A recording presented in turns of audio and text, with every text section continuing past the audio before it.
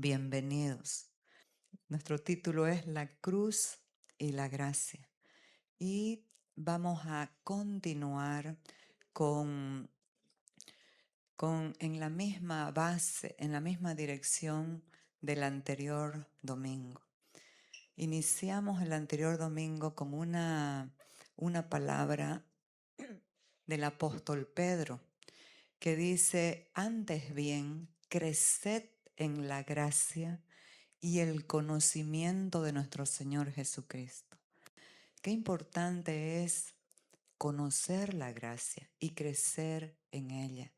Pero para que alguien crezca, necesita alimento y cuidado. El crecimiento no es una opción, es la expresión de la vida que cada uno de nosotros portamos. Por ejemplo, un bebé, si tiene vida, si tiene esa vida esa vida biológica, tiene todo el potencial, la información para que esa vida se desarrolle. Pero para que esa vida crezca de manera saludable, ¿qué necesita? Alimento y cuidado. Asimismo, la vida de Cristo en usted y en mí, ¿qué necesita para que se desarrolle esta vida espiritual? Alimento y cuidado. ¿Y cuál es este alimento?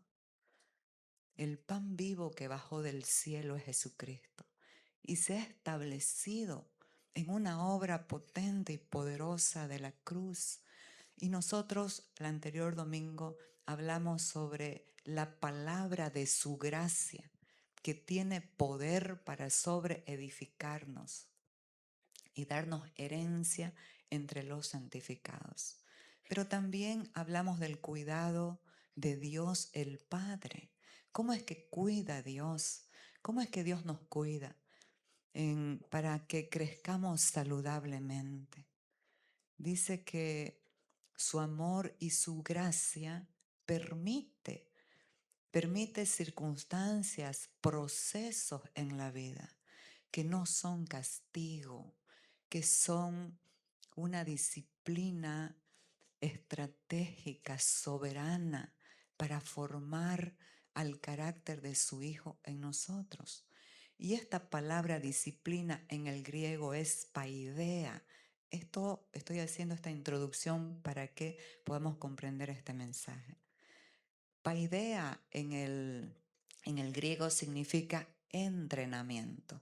Entonces, en esos procesos que no son castigo, son el alineamiento de nuestra alma para que podamos estar siendo entrenados en la nueva naturaleza que se nos ha entregado. Porque esa es la obra gloriosa de la cruz. Lo que para el mundo parece derrota, para alguien que ha conocido y que ha creído, es una victoria rotunda, potente, poderosa, porque nadie te puede dar paz. Y esa paz proviene de haber sido reconciliados con Dios. La primera paz que el hombre que le cree a Cristo viene de la reconciliación con Dios. ¿Y cómo se opera esta paz? Esta paz se opera en 4 dimensiones. La primera es paz con Dios. Dice que Romanos 5 dice que por medio de la cruz, por medio de la fe, entramos en esta gracia y tenemos paz con Dios por medio de nuestro Señor Jesucristo. Pero esta paz, ¿qué opera en nuestro interior? Opera una paz justamente interna. ¿Cuántas veces estamos convulsionados en el alma?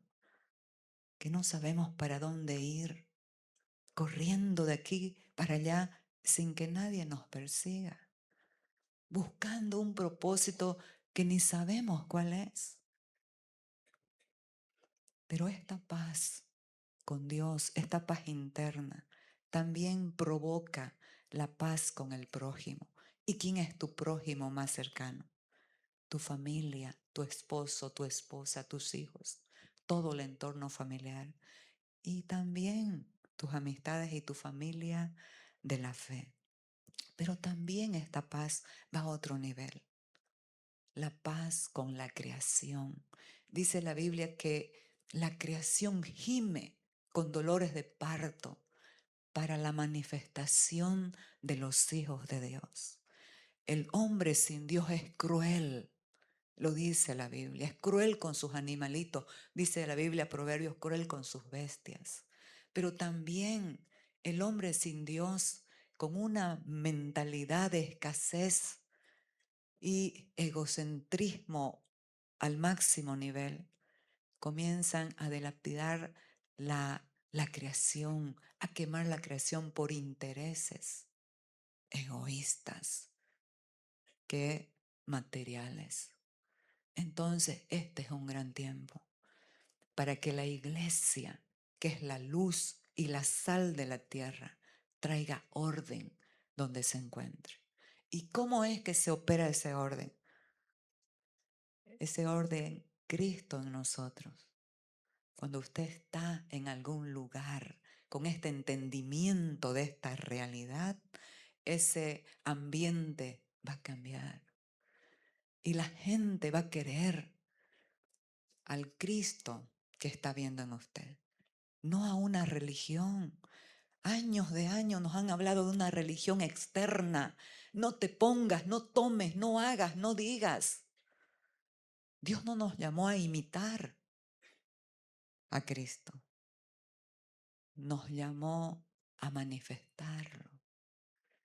Cuando tú lo manifiestas, eso no es imposición, eso no es legalismo, eso es amor.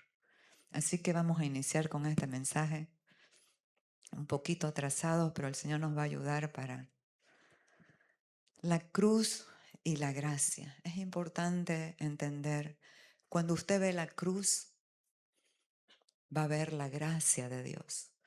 Porque, ¿qué te muestra la cruz? Al inocente muriendo por los culpables. El inocente tomando nuestro lugar. ¿Por qué razón? La justicia de Dios tenía que ser satisfecha. Porque la paga del pecado es la muerte.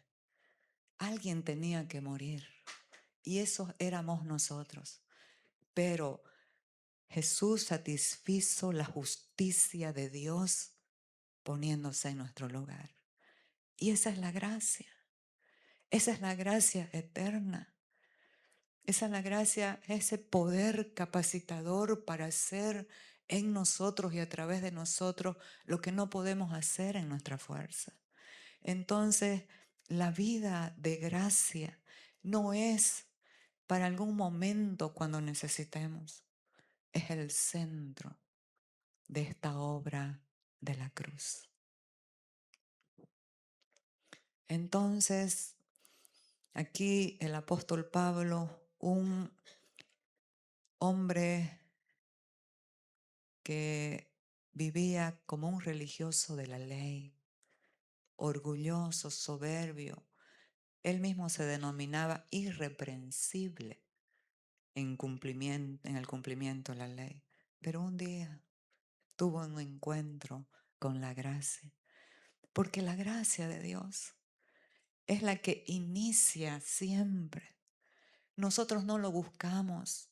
Teníamos una religión externa de hacer actos, de hacer cosas y también obras buenas.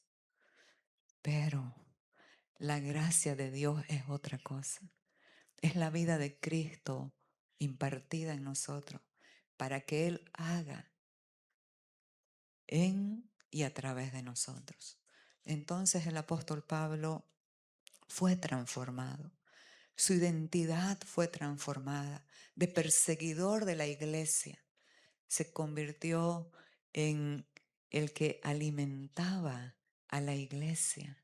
Se convirtió en el que suministraba ese alimento que trae descanso, que quita la culpa, que trae gozo y nos enseña a permanecer, a conocer la verdad, a tener intimidad con la verdad para ser verdaderamente libres.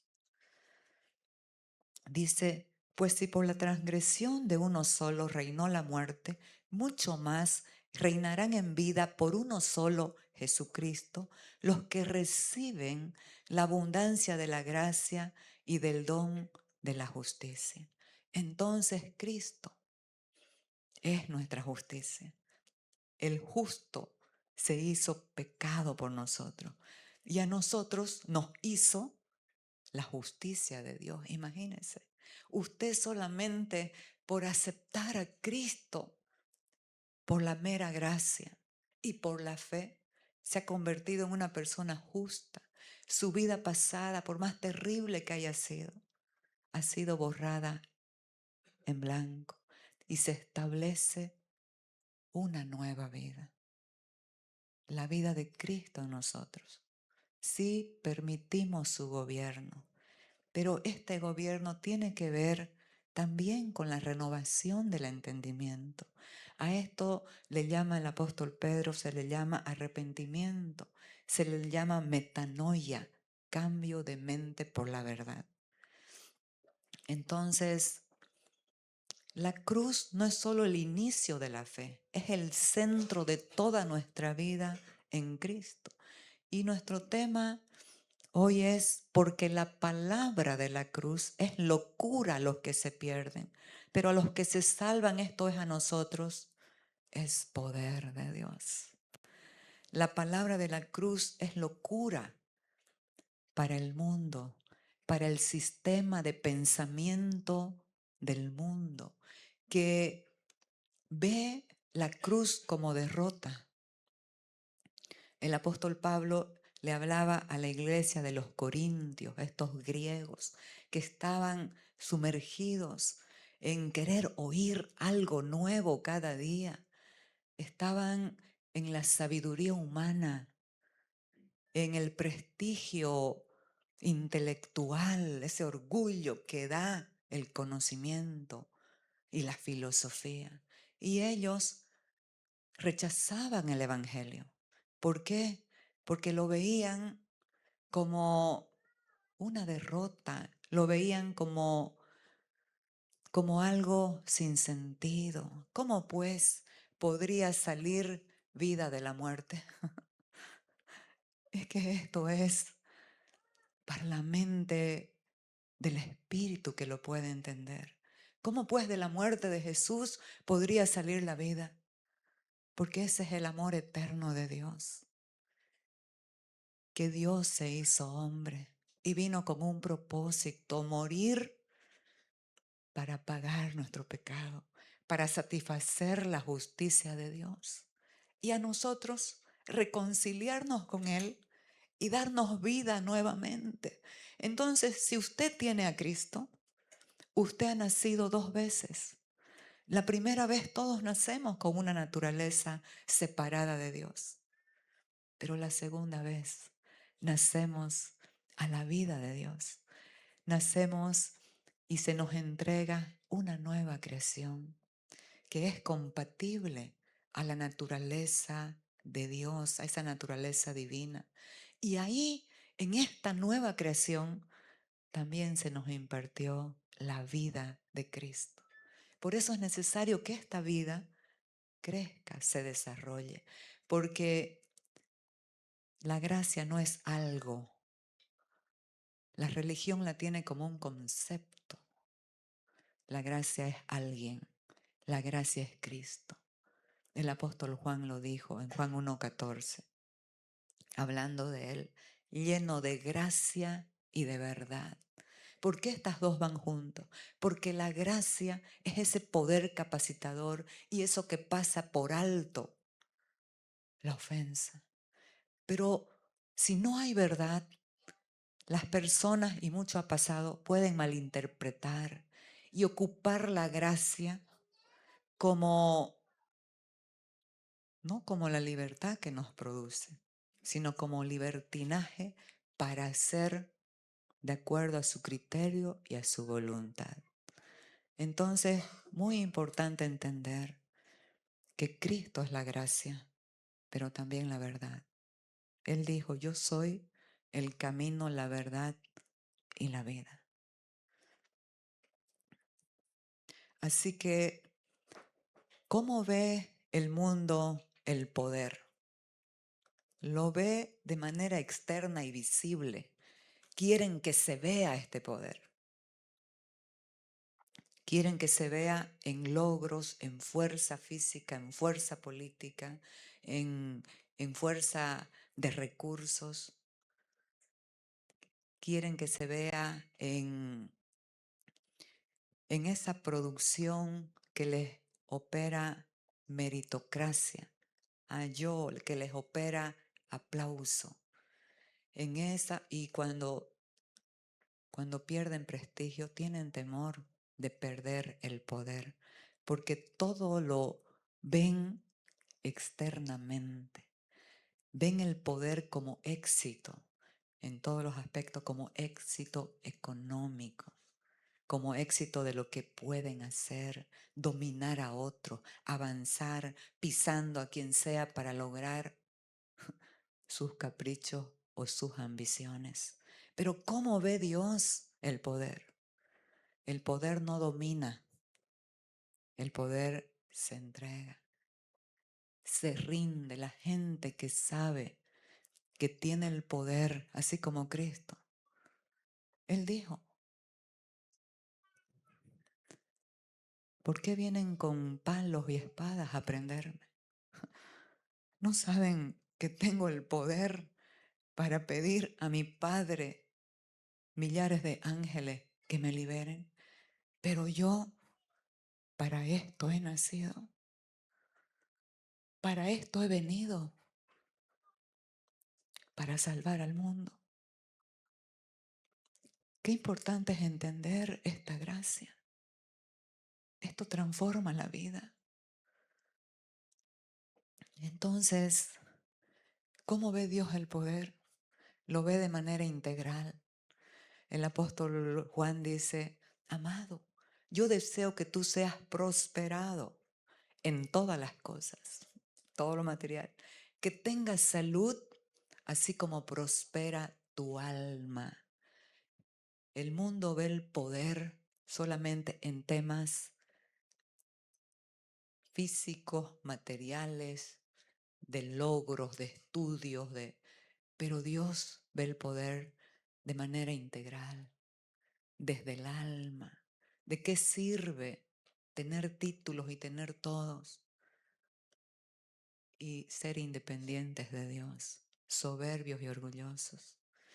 Pero el poder, como Dios lo ve, es la gente que puede rendir su corazón, que puede abrir su ser para oír su voz. Porque Él dice que la sabiduría de este mundo es insensatez para con Dios. Por eso el apóstol Pablo dice, todo el que se crea sabio en este mundo, hágase ignorante, para que la sabiduría de Dios le gobierne. Y él así les habló a los corintios. Ellos querían escuchar filosofía, pero él sabía lo que necesitaban. La sabiduría es maravillosa. En la universidad estudié una materia de todos los filósofos y me encantó. Ya yo estaba enganchada con eso. Pero ¿saben qué? Es hermosa, pero no te puede traer vida. Porque la vida verdadera, eterna, te la da uno solo, Jesucristo. Dice que el que tiene al Hijo tiene la vida. El que no tiene al Hijo no tiene la vida. Esto es categórico, pero es así. Entonces, muy importante entender cómo ve Dios el poder. Es esa obra interna del Espíritu que te fortalece, que te capacita y te lleva a una rendición del corazón, a una entrega, a confiar y a descansar en la obra consumada.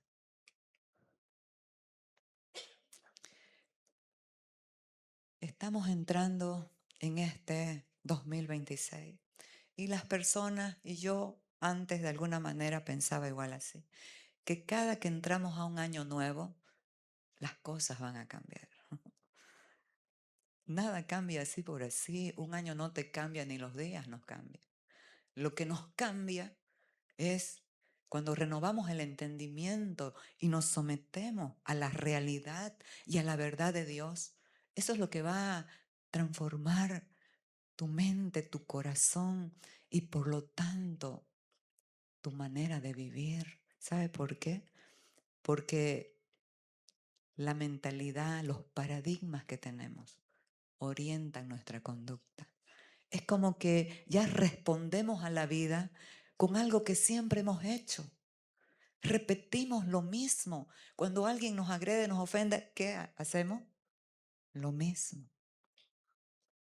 Entonces, ¿pero qué hace una mente renovada?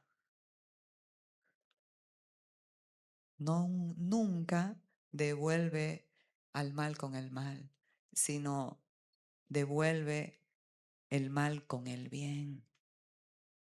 Entonces, mis amados, realmente el sistema de pensamiento del mundo que no tiene a Dios, no tiene esperanza.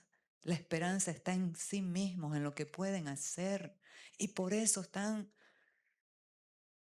como locos inventando cosas horribles y la gente sin luz, sin entendimiento, comienza a operar en esas ideologías. Y es verdad que la palabra de la cruz, así como la palabra de la gracia que vimos el domingo pasado, es un alimento poderoso, que si lo conocemos, porque no se trata del acto de la crucifixión, se trata de conocer la obra consumada de la cruz, de conocer el evangelio completo, de lo que produjo esta obra en nosotros. Entonces, esta palabra tiene poder. Pero, ¿sabe qué pasa? Ese poder no nos exime de pasar pruebas, porque en esas pruebas justamente está el cuidado amoroso del Padre para alinear, para establecer un orden nuevo en nuestras vidas. ¿Qué pasa cuando usted, a mí me encantan las plantas, pero qué pasa cuando usted tiene sus plantitas en su casa y están así hermosas, pero de pronto comienzan a llenarse de hojas y ya no se ven como antes? ¿Qué va a pasar? Las tiene que podar, ¿no es verdad? Y eso es lo que hace el Padre. Todo lo que no es Cristo en nosotros, toda ese bagaje de esa vieja naturaleza que nos hace mal, porque ¿sabe qué? Nos lleva a vivir en una vana manera de vivir. ¿Y por qué vana? Vacía de Cristo. La vanidad en el griego es hebel, que es como humo que se disipa. Y así vive la gente, para lo temporal y no para lo eterno. Lo que no trasciende en sus generaciones. Y esto es lo que tenemos que entender, que la familia, los padres que tienen, que conocen al Señor, van a trascender en la verdad, en la luz, en el amor, en la gracia, en el perdón, en la realidad de Cristo, a sus hijos, a sus generaciones. Entonces, pruebas catalizadoras necesarias para formar el carácter. ¿Qué carácter? El carácter del Hijo, que dijo: aprendan de mí, que soy manso y humilde de corazón, y hallarán descanso para sus almas. Es que la mansedumbre y la humildad están en la vida de Cristo. Y cuando Él se desarrolla, eso también se manifiesta. Entonces vamos a hablar sobre héroes de la fe, hombres del Antiguo Testamento que nos mostraron una vida en la fe una vida maravillosa, una vida que hoy es testimonio para nosotros. Dios venía y los visitaba, estaba fuera de ellos, pero en este nuevo pacto Dios no está con usted, está en usted. Entonces, mi primer héroe de la fe, mi primer testigo de la fe que nos va a hablar algo hermoso es David. Dios, cuando Saúl desobedeció, dijo, he hallado a otro hombre. Y le habló al profeta Samuel, un hombre de peso espiritual, y le dijo, vas a ir a la casa de Isaí y vas a ungir a uno de sus hijos al cual yo te voy a decir.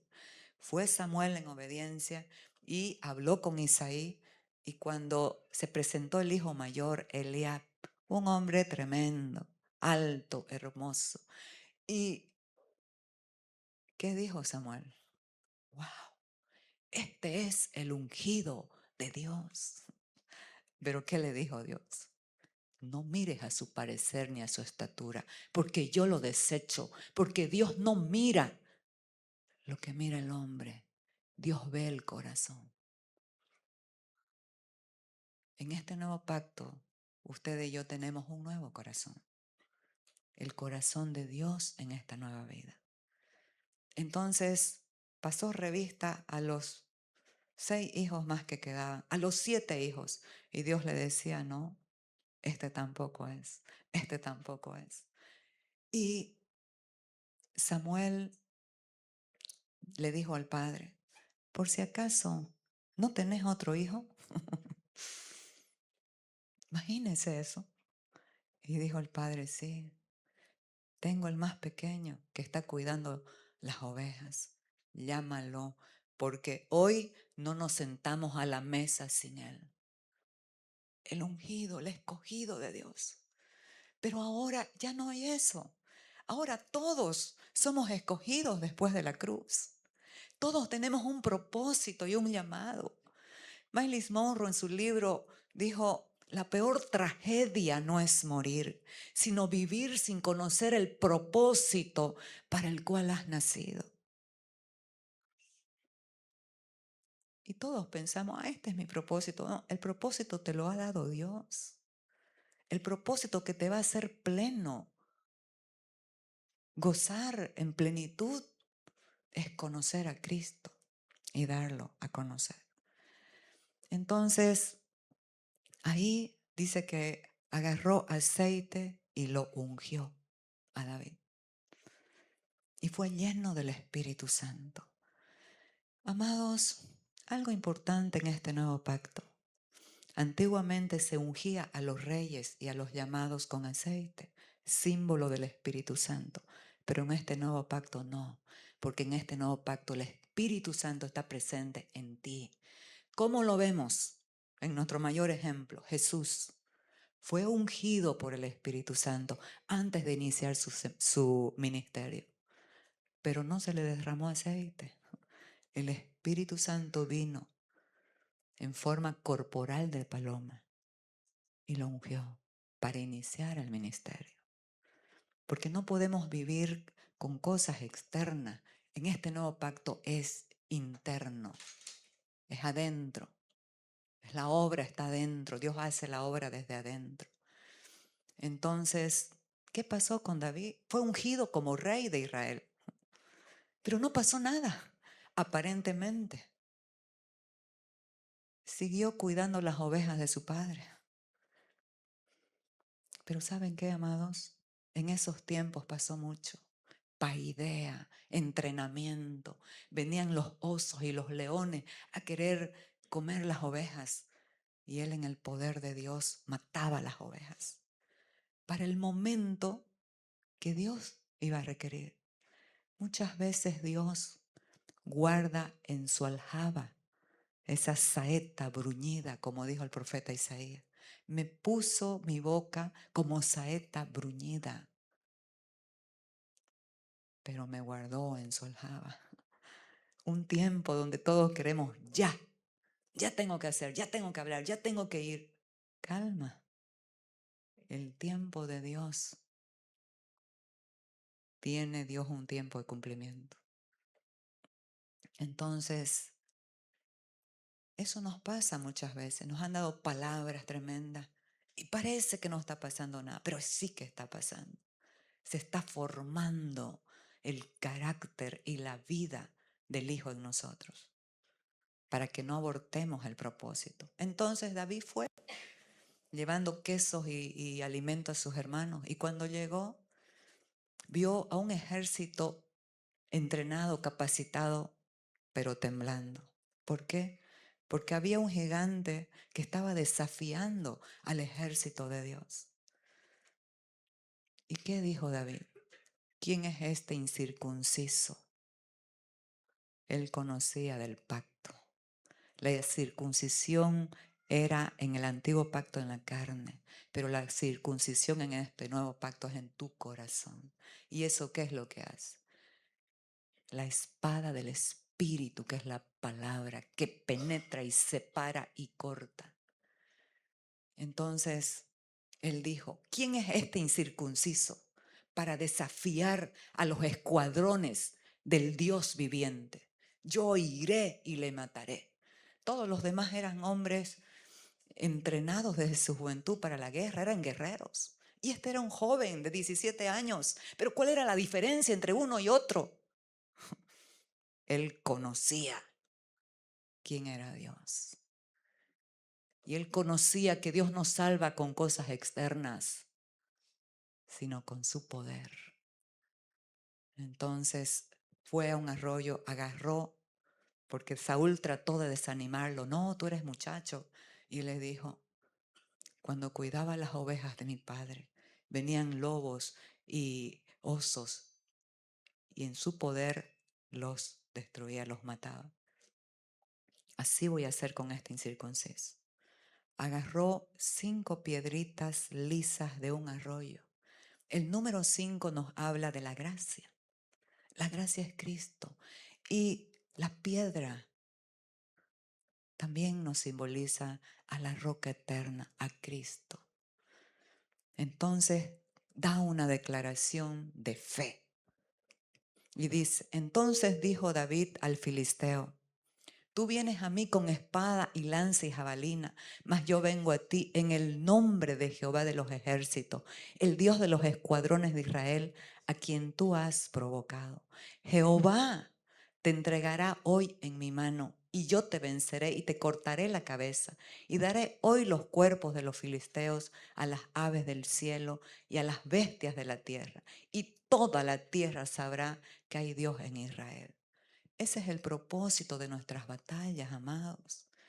Que podamos confiar y poner la mirada en el autor y consumador de la fe, y que todo el mundo sepa que Dios es real, que Dios es verdad.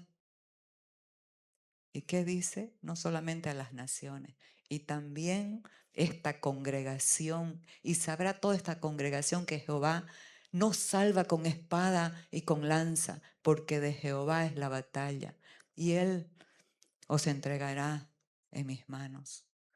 Amados, es que cuando entendemos la obra de la cruz, vamos a permanecer a pesar de en una posición de victoria.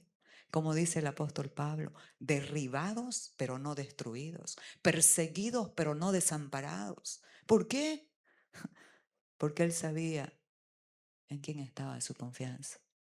Él sabía que su posición no se la robaban las circunstancias. Pero tenemos otros testigos que no negociaron sus convicciones. 3 jóvenes hebreos que fueron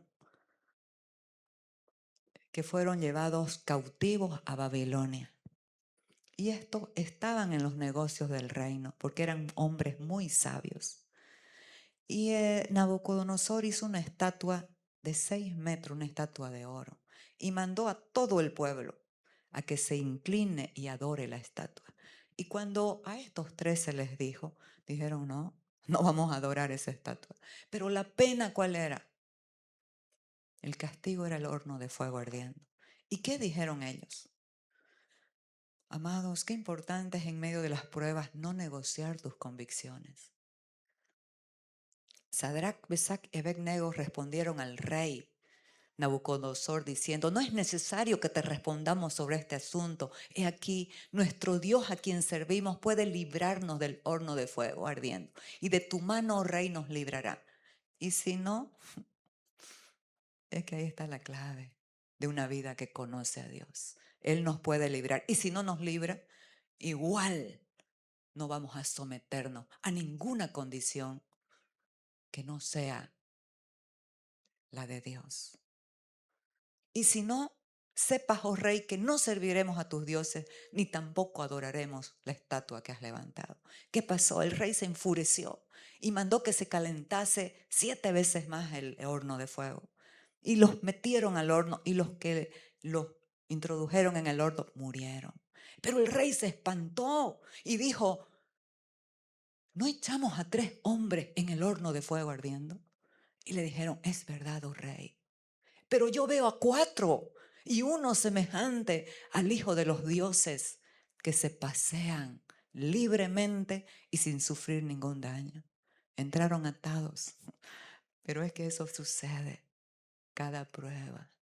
Ahí la vida del Espíritu opera y establece un orden nuevo por la revelación de la... Entonces Nabucodonosor se acercó a la puerta del horno de fuego ardiendo y dijo: Sadrach, Mesach y Abednego, siervos del Dios Altísimo. De eso se trata, mis amados. Que la gente sepa quién es tu tesoro.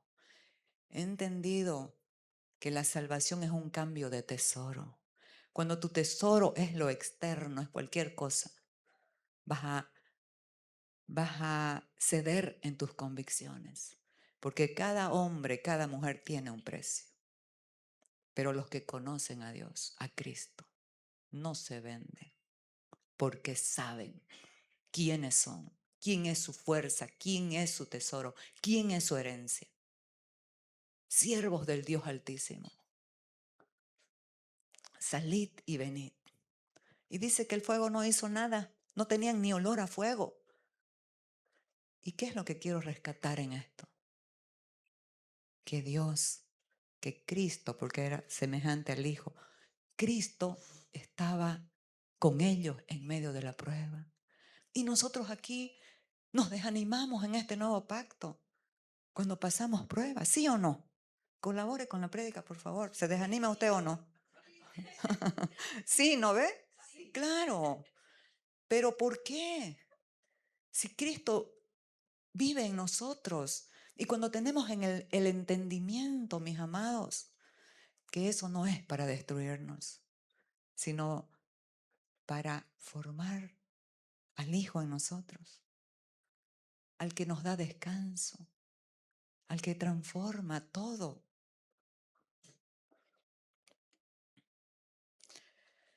Aquí lo que Dios muestra tiene cumplimiento en su tiempo.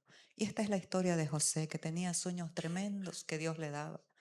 Sueños donde el sol, la luna y 11 estrellas se inclinaban a él. Esos sueños desataron la envidia en sus hermanos. ¿Y qué pasó con José? Lo vendieron. Lo metieron en una cisterna porque lo querían matar.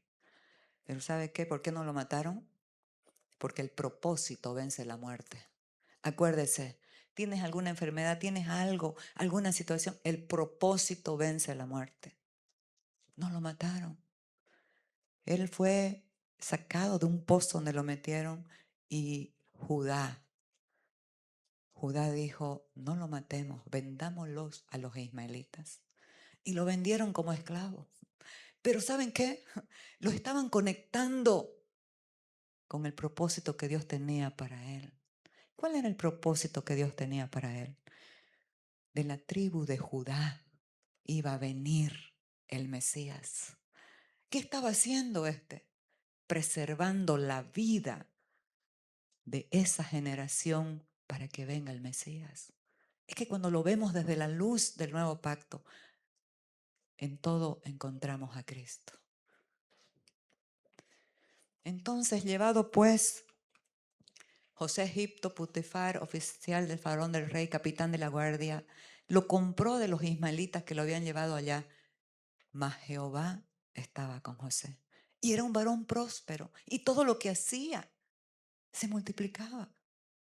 En medio de la prueba, Dios estaba con él. Pero ¿qué pasó? La mujer puso sus ojos en José.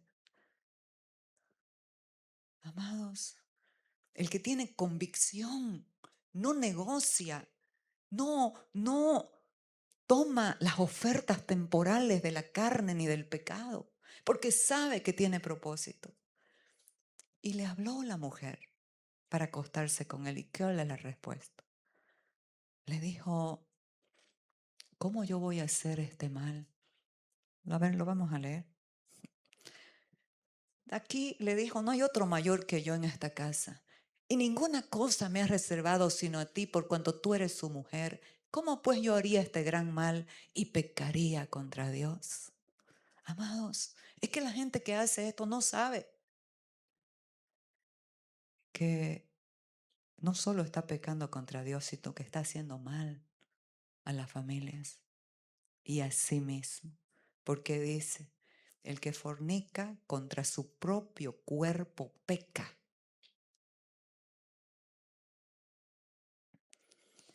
Entonces, ¿qué pasó? La mujer lo calumnió y lo llevaron a la cárcel injustamente. ¿Pero qué estaban haciendo? Conectándolo con el destino eterno que Dios le había entregado. Porque en la cárcel conoció a quienes lo iban a conectar con el faraón. ¿Pero qué pasó en la cárcel? Dios estaba con José. Sucedió que cuando yo la amo, bueno, ya lo sabemos eso para poner tiempo, no perder más tiempo. Y dice que lo pusieron en la cárcel donde estaban los presos del rey y estuvo allí en la cárcel, pero Jehová estaba con José y le extendió su misericordia y le dio gracia en los ojos del jefe de la cárcel. Qué hermoso es entender esto. Qué hermoso, amado, es ser fiel a Dios. Nadie puede decir yo soy fiel hasta que no tenga la oportunidad de no serlo. ¿Sí o no? Nadie puede decir soy honesto hasta que tenga la oportunidad de no serlo.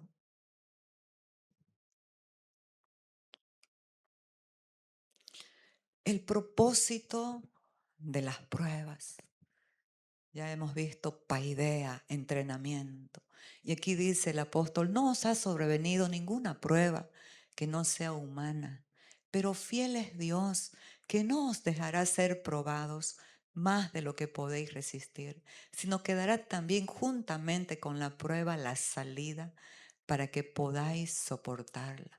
Qué buena palabra para poder comprender esos tiempos de entrenamiento que Dios permite con nuestras vidas. Aquí vamos a ver cosas muy importantes. La primera, que las pruebas son comunes a todo el mundo. En todo el mundo, dice 1 Pedro 5, que nuestros hermanos están pasando pruebas en todo el mundo. Entonces, las pruebas son comunes a todo el mundo. No solamente usted está pasando pruebas. En otras partes del mundo están pasando. Vi el otro día 22 varones que estaban arrodillados y los musulmanes diciendo, lo mandé a los chats de la iglesia, Alá o la vida. Estos hombres no rogaron, no gritaron, no lloraron. Estos son los héroes de la fe del siglo XXI. Dijeron Cristo y los mataron a todos. Y así están matando. Entonces, si usted está sufriendo, sepa que Dios está en usted y que hay gente que está sufriendo y entregando su vida, porque cualquier otro podría decir Alá, pero los que saben y tienen convicción de en quién han creído, saben que inmediatamente estarán disfrutando la gloria eterna. Entonces, la segunda cosa es que este Dios de gracia, soberano, no nos dejará padecer más de lo que podamos soportar. ¿Sabe por qué? Porque Él tiene una sabiduría soberana y estratégica. Es como el orfebre cuando están acrisolando el oro. Están pendientes para que no se pase ni un minuto más ni un minuto menos. Este Dios maravilloso, así es. Entonces, Él no va a dejar de que sea más allá de lo que nosotros podamos soportar. Pero ¿sabe qué sucede en estas circunstancias donde somos presionados, donde se pone más presión? Se opera una producción de resistencia. El apóstol Santiago, hermano de Jesús, dijo: gócense y alégrense cuando estén en diversas pruebas, porque la prueba de vuestra fe produce paciencia. Entonces, no va a permitir más. Por ejemplo, hay principios básicos en los concursos de cualquier disciplina eh, de deporte, deportiva. ¿Y cuál es? El entrenamiento, la paidea. ¿Para qué? Poniendo más presión en los corredores, por ejemplo, tienen que entrenar más. En esta disciplina olímpica, rítmica de la gimnasia, estos invierten tiempo, están ahí entrenando y entrenando hasta que van por la medalla. Y nosotros, el apóstol Pablo dijo: todos los que corren en el estadio, la verdad corren, pero uno solo se lleva el premio. Corred de tal manera que lo obtengáis. Y ahí no nos está hablando de velocidad, sino de permanecer, de resistencia. No nos está hablando de esfuerzo, nos está hablando de permanecer en Cristo con la mirada puesta en el autor y consumador de la fe.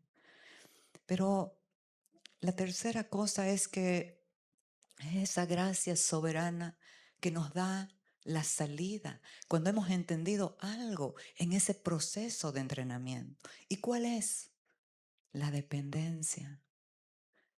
Salir dependiente de Dios y no independiente. Quiero decirte algo, no te conviene ser independiente de Dios. Nos conviene depender de su guía, de su sabiduría. Él sabe lo que va a pasar más allácito. ¿Saben qué? Dios ve el final desde el principio. Entonces nos conviene depender de Él y preguntarle: Señor, ¿quieres que haga esto? ¿Es tu voluntad que vaya a este lugar? Depender de Él es maravilloso. ¿Y qué es lo que hace esta dependencia? Ahí es el camino para esta gracia, porque Él mismo es la salida. Si no, dice que Él dará también juntamente con las pruebas la salida. Él es la salida.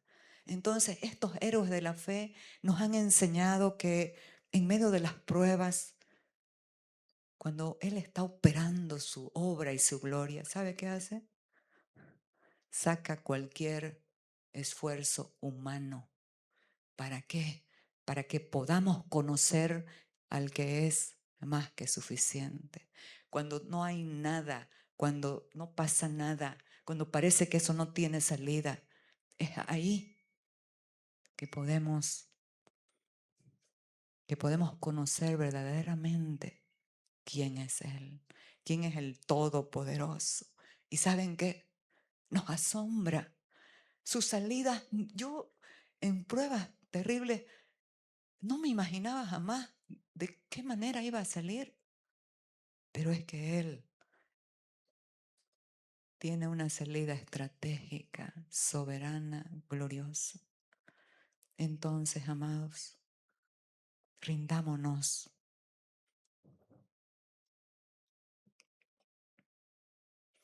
Descansando en la victoria consumada.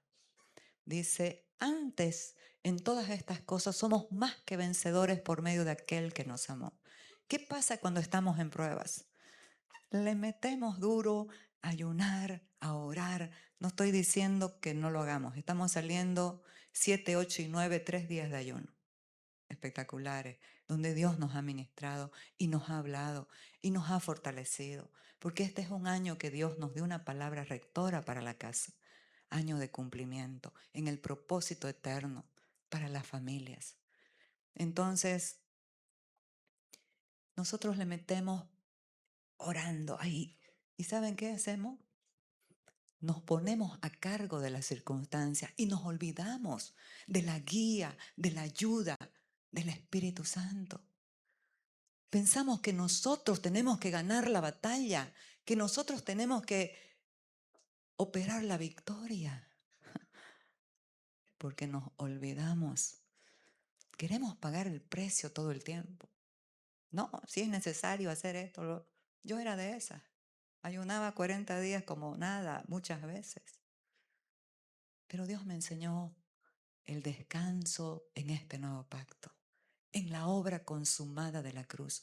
No estoy diciendo de no orar, de no hacer, pero no es ese hacer loco por hacer. Dios redime nuestro hacer o nuestro esfuerzo, guiado por el Espíritu. ¿Sabe por qué? Porque nos agarramos como que de nosotros dependa la victoria de la circunstancia que estamos pasando, sin entender y olvidarnos que la victoria, ¿qué dice ahí? Antes en todas estas cosas somos más que vencedores por medio de aquel que nos amó. Ya tenemos la victoria, estamos en una posición de victoria y esta victoria no es hasta que te portes mal. Esta victoria es la gracia de Dios que nos las dio antes. Pero ¿qué pasa con este desenfreno de querer que se haga lo que queremos hacer? Obviamos al Espíritu Santo, lo apartamos y no escuchamos su voz. Estamos orando de más. En este ayuno el Señor me enseñó algo importantísimo para mí y para quienes quieran recibirlo. En tu comunión deja de hablar más y escucha más este nuevo pacto. Escuchemos más a Dios. Dejemos de ir con una lista de lo que nosotros pensamos. Qué hermoso es lo que Él quiere, lo que Él ya hizo, que se revele y su dirección y su guía. ¿Sabe? Porque si seguimos en este desenfreno, nos vamos a cansar. No solo físicamente, aunque lo incluye. ¿Sabe cómo, amados? El alma se cansa. ¿Qué dice en Jeremías? Pero satisfaré al alma cansada y entristecida. Pero ¿cómo es que la satisface? Con el único que puede saciar y hacer descansar. El que es el descanso. El descanso no es un día, no es un buen somier, es Cristo.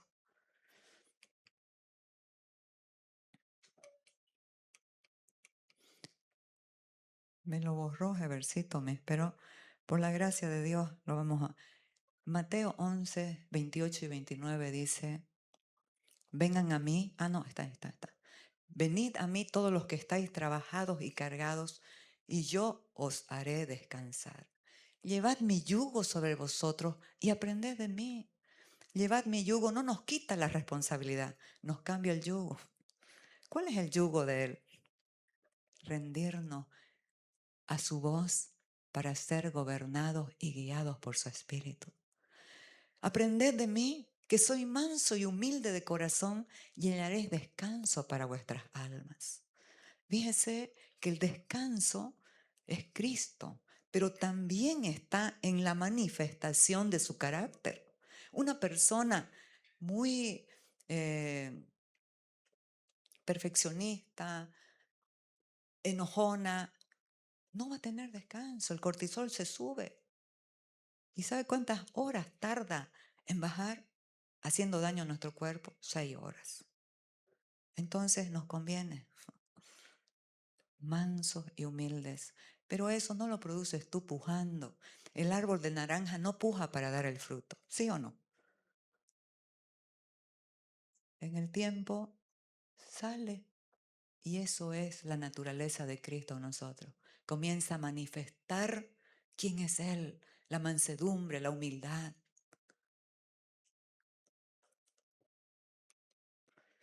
Y aquí necesitamos comprender en medio de las pruebas que somos débiles. ¿A quién escoge Dios según Corintios 1, 26 en adelante? Dios ha escogido a lo débil, a lo necio, a lo menospreciado, a lo que no es, a fin de que nadie se jacte en su presencia. Entonces Dios escoge a los débiles, pero en las pruebas, ¿qué necesitamos conocer? Señor, yo soy débil. ¿Saben qué? Eso es sabiduría y madurez. Cuando tú te crees fuerte y que todo lo puedes, estás desechando al quien verdaderamente todo lo puede. Todo lo podemos, dijo el apóstol Pablo, en Cristo que nos fortalece. En Él sí, claro. Pero cuando entendemos que somos débiles, es ahí donde el poder va a reposar en nuestras vidas. Qué glorioso es su poder reposando en nuestras vidas. Y me ha dicho, este Pablo también era de esos tremendos de oración que insistía por algo para que sea sacado de su vida. Y Dios que le dijo, pero él me ha dicho, bástate mi gracia, porque mi poder se perfecciona en la debilidad. Por lo tanto, de buena manera me gloriaré más bien en mis debilidades para que repose en mí el poder de Dios. Y esto es malentendido también. La gente piensa que las debilidades es eh, vivir la vida como se solía hacer antes. Y no es así. Es esa debilidad que en nuestras fuerzas no podemos dejar. No podemos dejar los vicios, no podemos dejar la mala manera de vivir, no podemos dejar nada. Pero en Él hace esa obra. Así que, ¿quieren una más o lo dejamos acá para el próximo domingo? Para que no se pongan incómodos y son 12:15. Aquí, ¿cómo es que se lleva a cabo esto? La comunión con Dios, la comunión con Cristo. ¿Quién nos las enseñó? Jesús. Aquí Marcos, un libro que me gusta mucho, el Evangelio de Marcos, dice, levantándose muy de mañana, siendo aún muy oscuro, salió y se fue a un lugar desierto y allí oraba.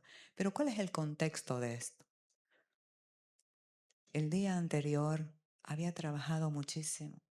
Había sanado a la suegra de Pedro. En la noche le trajeron endemoniados, enfermos, y él estuvo hasta altas horas de la noche haciendo la obra, sanando, liberando. Estaba muy cansado, pero él entendía que horas más de sueños no era su descanso, sino la comunión con su Padre. Se levantó muy oscuro porque él así lo hacía y se iba a orar.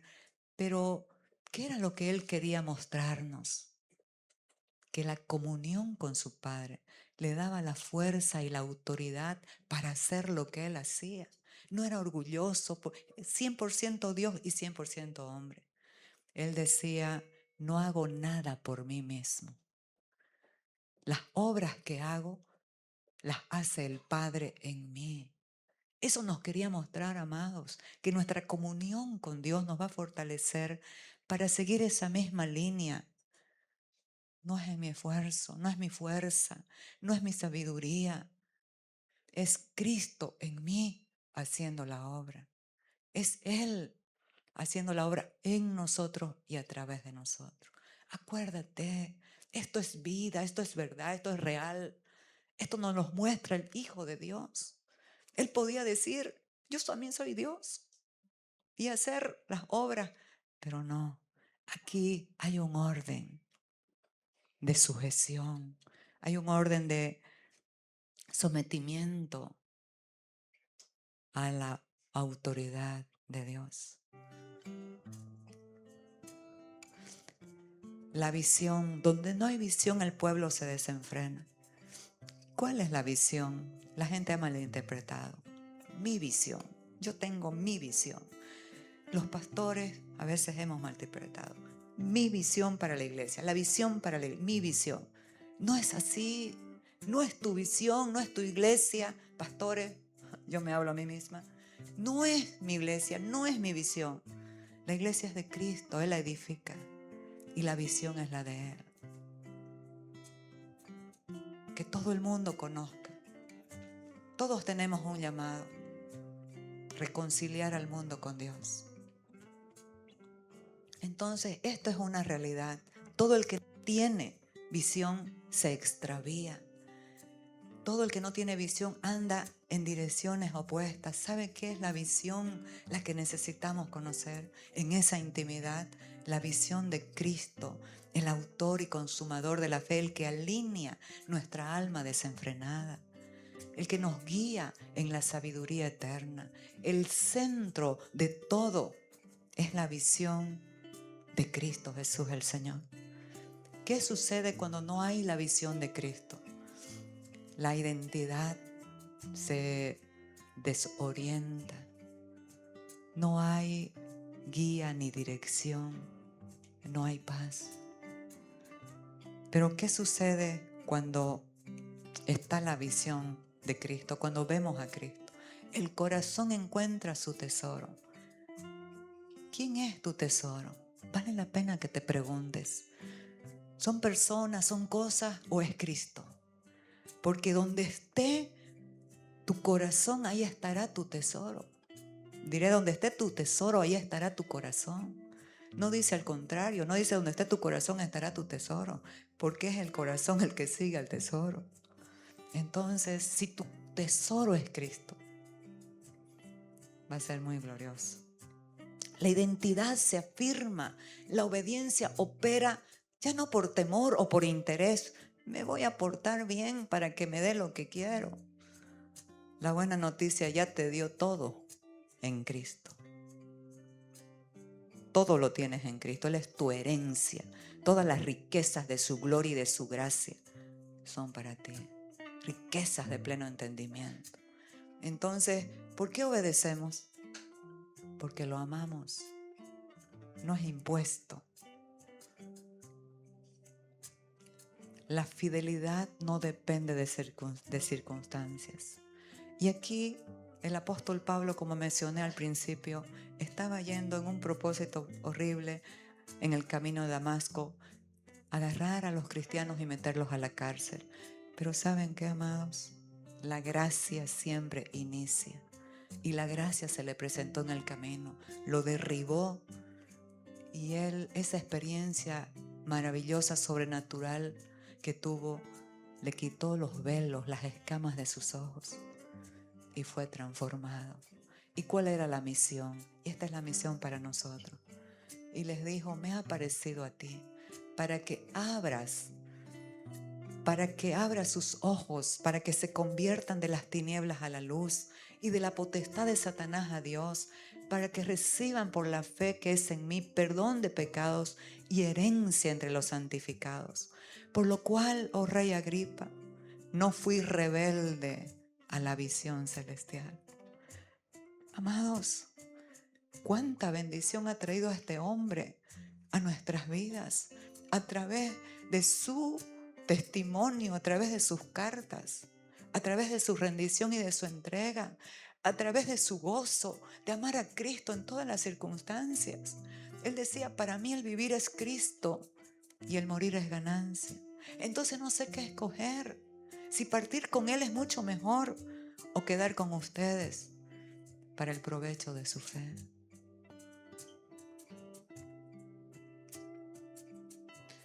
Y esta es la última. Ver a Cristo transforma desde adentro toda nuestra manera de vivir. Aquí tengo algunos testigos. Comienzo con Job. Job pasó una prueba tremenda. Y él dijo, de oídas te había oído, Mucha gente oye de Cristo a través de otros. Tiene un conocimiento acerca de, pero no lo conocen a Él. Y eso tiene que cambiar en la iglesia. Necesitamos conocerlo. De oídas te había oído, mas ahora mis ojos te ven. ¿Qué sucede cuando lo vemos? Por lo tanto, me arrepiento. Por lo tanto, ¿qué produce? Por lo tanto, me aborrezco y me arrepiento en polvo y en ceniza. Conocerlo a Él produce un arrepentimiento verdadero y genuino. Amados, segundo testigo, el rey David. Este salmo me encanta. Dice, Jehová es mi luz y mi salvación, ¿de quién temeré? El Señor es la fuerza de mi vida, ¿quién me ha de atemorizar? Cuando se juntaron contra mí los malignos y mis angustiadores para comer mis carnes, ellos tropezaron y cayeron. Y aquí viene este. Una sola cosa pido al Señor y es lo único que persigo: habitar en la casa del Señor todos los días de mi vida para contemplar la hermosura del Señor y ser guiado por Él. Antes, acuérdese, Dios visitaba, no habitaba, hoy está en nosotros. Jacob luchó con Cristo porque ese varón que se presentó era una teofanía, una cristofanía, era Cristo. Y él dijo, vi a Dios, porque Cristo es Dios, vi a Dios cara a cara y mi alma fue librada. Nosotros necesitamos que nuestra alma sea librada de engaños, de paradigmas, de miedos y temores. Y por lo tanto, ¿qué sucede cuando lo vemos a Él? Por tanto, nosotros todos, mirando a cara descubierta como un espejo, la gloria del Señor, somos transformados. Hay una transformación que no es de un momento, de un evento, es un proceso de gloria en gloria, en la misma imagen como por el Espíritu del Señor. Agarremos esta palabra para este nuevo año, rindamos el corazón, dejemos de luchar por lo que queremos que se obtenga. Ya Dios lo hizo. Habla menos y escucha más, y rindamos el corazón, dependamos de Él en todo y veremos su gloria y el cumplimiento de lo que ya fue hecho en la cruz en cada familia de esta casa.